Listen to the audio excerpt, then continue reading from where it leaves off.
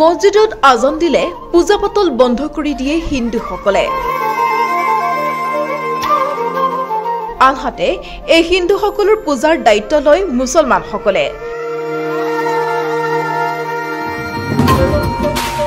মুছলমানসকলে পূজাস্থলীত দিয়ে পহৰা। ৫ শতাধিক হিন্দুৰ বিপৰীতে ৭০,০০০ মুছলমানে বাস কৰা এডোখৰ বিশেষ স্থান।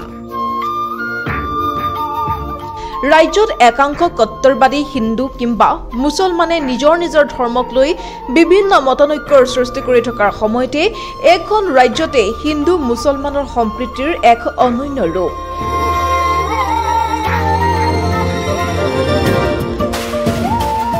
যি দেখি আপুনিও আচৰিত হ'ব। য'ত হিন্দুসকলৰ পূজাৰ দায়িত্ব লয় মুছলমানসকলে। আইন শৃংখলা শান্তি অটুট ৰখাৰ স্বাৰ্থত মুছলমানসকলে পূজাথলীত দিয়ে পহৰা। ইফালে মছজিদত আজান দিলে হিন্দুৱে বন্ধ কৰি ৰাখে পূজা পাতল।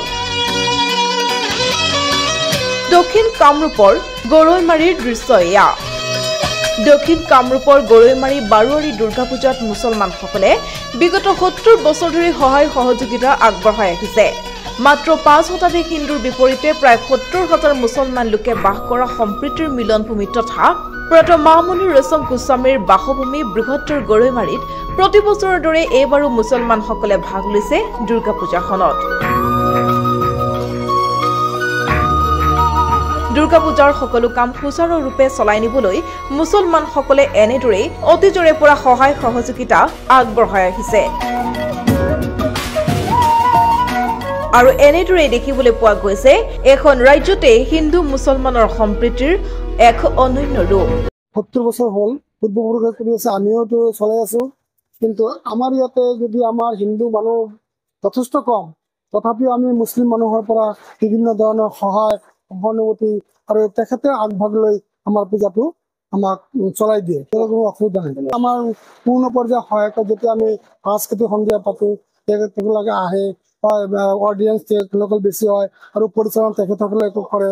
আমিও তেখেতৰ লগত আগভাগ লৈ সাংস্কৃতিক সন্ধিয়াটো আমি চলাই লওঁ।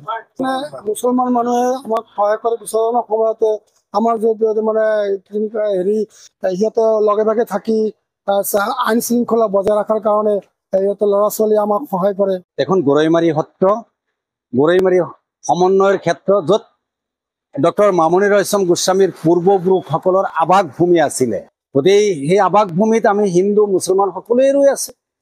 আৰু গৰৈমাৰী বজাৰত মোৰ বয়সটো মোটামুটি ৬২ মান হৈছে। কিন্তু মই জনামতে আজি প্ৰায় ৭০ বছৰ ধৰি গৰৈমাৰী বজাৰত দুৰ্গা পূজা হয়। কেৱল দুৰ্গা পূজা নহয়, বিভিন্ন পূজাও হয়। আৰু সেই পূজাত গৰৈমাৰী বজাৰখনত দেখা যায় বৰ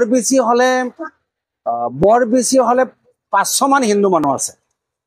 আৰু গোটেই এলেকাটোত নহলেও ৭০,০০০ মান মুছলিম মানুহ আছে।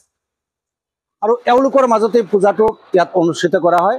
আৰু প্ৰায় গোটেইখিনি মুছলিম মানুহে ইয়াক সহায় কৰে, সহযোগ কৰে, সমৰ্থনো কৰে। এই কথাটো মানিব লাগিব। তাৰোপৰি কাষতে থকা শিংমাৰী পুখুৰী পাৰ, তাতেও 2খন পূজা হৈ আছে। গৰৈমাৰী বজাৰৰ এইটো হ'ল বাৰোৱাৰী দুৰ্গা পূজা। কাষতে সূত্ৰধৰ পাৰাত এখন পূজা হয়। আৰু ব্যক্তিগতভাৱে আন এখন পূজাও আমাৰ গৌতম চাহাৰ ঘৰত হয়। গোটেইখিনি পূজাত আমাৰ মানুহখিনিয়ে সহায় কৰে, সহযোগ কৰে। এইটোত কোনোবাই কিবা ক'ব পাৰে যে গৰৈমাৰী মানে মাইনৰিটি এলেকাত পূজাটো কেনেকুৱা হ'ব, পূজাত মানুহে কি কৰে। আমিতো এতিয়াও পহৰা দিওঁ গৰৈমাৰী দুৰ্গা পূজাত। আমি ৰাতি থাকো ইয়াত, তেওঁলোকে কি কৰে কি নকৰে আমি পৰ্যবেক্ষণ কৰো। প্ৰায় ধৰ্মৰ মানুহখিনি ইয়াত আহে, প্ৰায় ধৰ্মৰ মানুহখিনি আহে। ইয়াত অতিথি যিমানবিলাক আহিব এওঁলোকে মাতিছে। মুছলিম অতিথি, হিন্দু অতিথি, হিন্দু মুছলিম বুলি তেওঁলোকে আহ্বান জনোৱা নাই, নিমন্ত্ৰণ জনোৱা নাই। চব অতিথি হিচাপেই মাতিছে। আৰু আপোনালোকে জানি আচৰিত হ'ব, গৰৈমাৰী বজাৰত এইটো দুৰ্গা মন্দিৰ। দুৰ্গা মন্দিৰ কাষতেই কিন্তু আমাৰ মছজিদখন। এটা ভাল আমাৰ মাজত বুজাবুজি আছে। মছজিদত আজান দিলে এওঁলোকৰ মাইকৰ চাউণ্ডটো কমাই দিয়ে, ইজনে সিজনক সন্মান জনায়।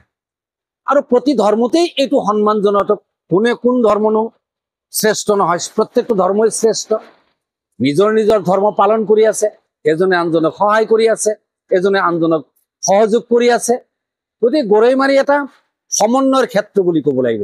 মই ইয়াত উল্লেখ কৰি থৈ যাম 1983 চনৰ যিটো জুই জ্বলিছিলে, সেই জুইটো কিন্তু গৰৈমাৰী বজাৰ গৰৈমাৰী গাঁৱৰ কলিতা গাঁওখন আমি পহৰা দিছিলো, কোনেও একো কৰিব পৰা নাছিল। গোটেই অসম জ্বলিছিল, গৰৈমাৰী এলেকা কিন্তু জ্বলাই দিব পৰা কাৰো ক্ষমতা হোৱা নাছিল। আমি এনেকুৱা বুজা পৰাত চলিছো। কুন্তলীৰ পৰা আব্দুল মালিক আলীৰ ৰিপৰ্ট, প্ৰতিবিম্ব লাইভ।